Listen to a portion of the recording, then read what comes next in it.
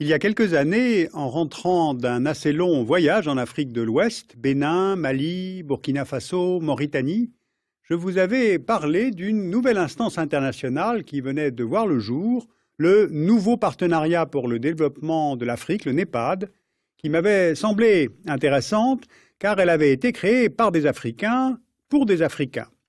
Alors 5 ans après, j'ai eu envie de me renseigner sur le bilan des actions de cet organisme et de vous le restituer. D'abord, plantons le décor. Près du tiers de ce continent est formé de déserts, celui du Kalahari au sud, celui du Sahara au nord. Une grande zone de forêt intertropicale englobant l'Afrique centrale et l'Afrique des Grands Lacs au centre, et puis enfin des zones de végétation et de climat méditerranéen que l'on trouve au nord, mais aussi en Afrique australe. Ensuite, une carte des ressources minières nous indique aussi que le sous-sol du continent africain est riche. Voici les zones pétrolifères et l'on découvre régulièrement des nappes d'hydrocarbures. On voit les régions de gisements de gaz naturel, des mines d'uranium, mais aussi du charbon, du fer, du zinc, du cuivre, du phosphate, de l'or, du coltan. Et beaucoup de zones restent inconnues, c'est-à-dire inexplorées sur le plan géologique. Donc le potentiel est immense, alors que chacun sait qu'en majorité les Africains sont pauvres. Ou pour être plus précis, sur une population totale de un peu plus de 1 milliard de personnes, en 2009, sur l'ensemble du continent, 390 millions de personnes en Afrique subsaharienne vivent avec moins de 1,25 $ par jour, selon le calcul de la Banque mondiale en 2007. Il y a 52 États en Afrique, et sur ces 52 États, 33 sont classés parmi les pays les moins avancés par les Nations unies. Et pour expliquer cette stagnation durable, les facteurs sont nombreux. Facteurs historiques, comme l'esclavage et les colonisations, facteurs climatiques, facteurs liés aux ressources humaines, les épidémies de VIH-Sida ou de paludisme, la formation des maîtres, le facteur gouvernance, c'est-à-dire la corruption, les règles des marchés internationaux qui défavorisent certains exportateurs, eh bien tous ces éléments contribuent à maintenir ce continent dans une sorte d'exclusion du mouvement de mondialisation. Pourtant, ce n'est pas faute d'avoir essayé. On ne compte pas le nombre de plans de développement depuis les années 70.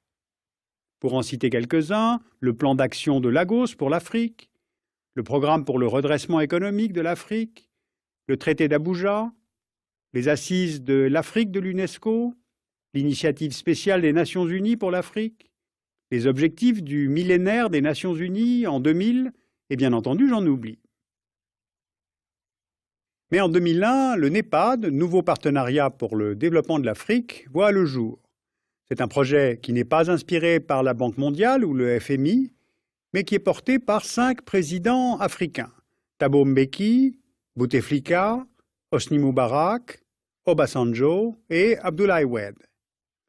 L'idée d'abord est de penser développement de l'Afrique non plus à partir des États, mais à partir de 5 grandes zones régionales. Afrique du Nord, de l'Ouest, centrale, Afrique de l'Est, Océan Indien et Afrique australe, en partant du principe et du constat que l'échelle régionale offre des marchés plus vastes, plus porteurs et de plus grande rentabilité potentielle pour les investisseurs. Le programme du NEPAD doit développer les technologies de l'information et de l'enseignement, la santé, la sécurité alimentaire, inverser la tendance à la fuite des cerveaux et bien sûr investir dans les infrastructures partagées. Bien, alors où en est-on quelques 7 ans après le début de cette initiative? Fin 2008, le gazoduc de l'Afrique de l'Ouest a été mis en fonction. Il va de la banlieue de Lagos pour relier Cotonou au Bénin, Lomé au Togo et Effassou au Ghana, d'une longueur totale de 600 km. On trouve les projets d'interconnexion des réseaux électriques entre Bénin, Nigeria et Togo, et entre l'Afrique du Sud, le Swaziland et le Mozambique. Le projet de ligne électrique allant du Caire à Kinshasa, passant par Khartoum et Kisangani. Les réseaux routiers à haute priorité, comme la transcôtière, partant de Tripoli, passant par Tunis, Alger, Rabat, Dakar, Bissau, Monrovia, Abidjan, pour aboutir à Lagos, ou encore la transsahélienne de N'Djamena à Dakar, passant par Niamey et Bamako.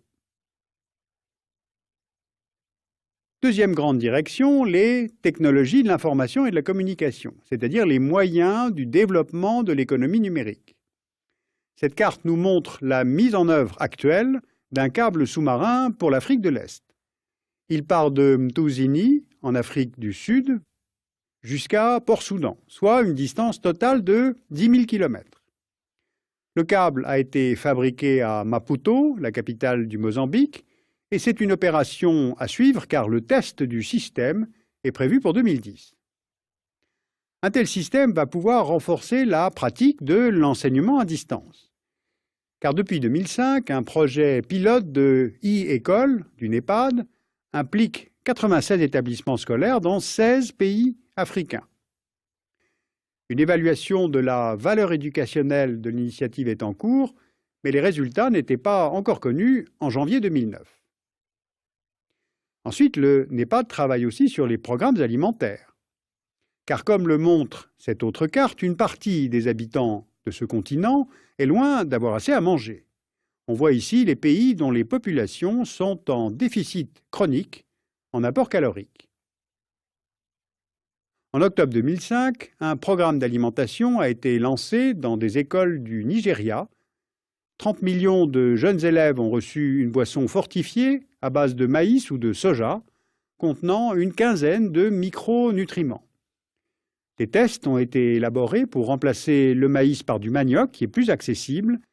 Et si le test au Nigeria est concluant, le NEPAD, avec une fondation suisse qui s'appelle l'Alliance mondiale pour l'amélioration de la nutrition, va chercher à fortifier les denrées de base avec les minéraux et les vitamines A, B, C et E.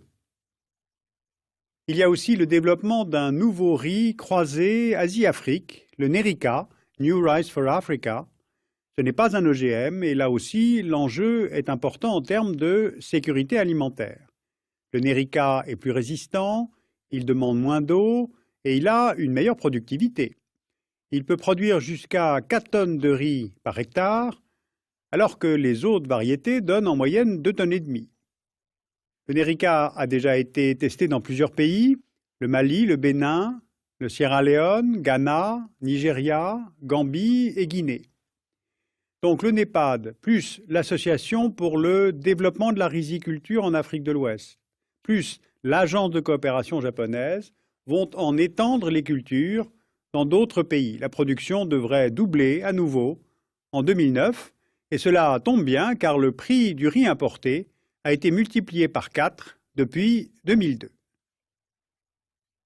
Voilà, j'ai voulu vous donner quelques exemples de réalisation du NEPAD dans plusieurs secteurs d'activité, en étant volontairement positif, car de fait, depuis 5 ans, des projets ont été mis en route.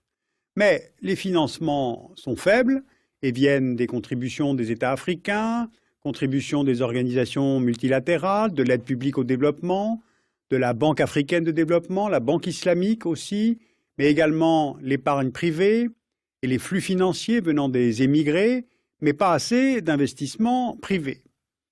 Deuxièmement, les migrations d'Africains qualifiés ne cessent d'augmenter. On estime que le continent perd chaque année en moyenne 20 000 personnes bien formées qui partent pour l'Europe ou pour l'Amérique du Nord. Troisièmement, le NEPAD en fait reste trop un catalogue de besoins.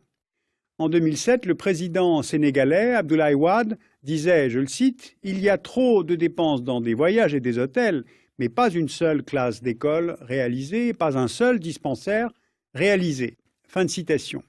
Et de fait, le NEPAD a plus mobilisé les conférences internationales que les sociétés civiles dans les pays concernés. Et puis une dernière chose. Pour préparer cette synthèse, nous avons eu du mal à vérifier les données, à distinguer ce qui relève du projet ou du début de réalisation. Et puis le site et les rapports annuels ne sont pas à jour. Alors bien sûr, on ne peut pas tout demander et tout attendre du NEPAD pour ce continent. Mais le NEPAD n'est pas suffisamment un plan concret pour sortir le continent africain de son ornière. Il s'agit à nouveau de vérités évidentes sur les besoins. Eh bien, pour un chercheur et observateur extérieur et franchement bienveillant, c'est un peu une déception. Alors, dans la revue Jeune Afrique, vous pouvez trouver un numéro double consacré aux 100 personnalités africaines qui feront l'Afrique en 2009.